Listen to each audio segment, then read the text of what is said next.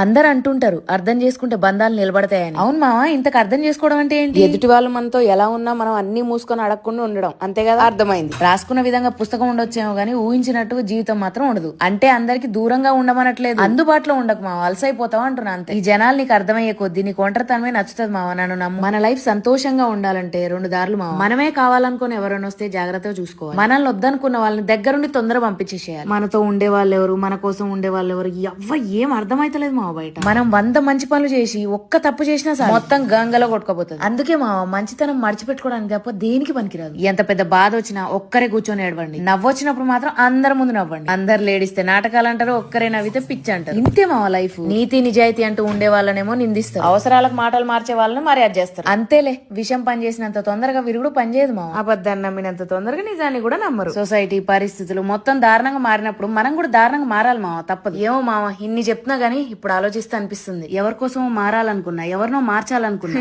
అవేం జరగలేదు, నేనే మారిపోయా. లైఫ్ లో ఒంటరిగా ఉండడం కష్టమే, కానీ ఆ ఒంటరితనమే మనకు చాలా నేర్పిస్తుంది. ఏ ఆలోచన వల్ల మనం ఎక్కువ బాధపడతాం, అదే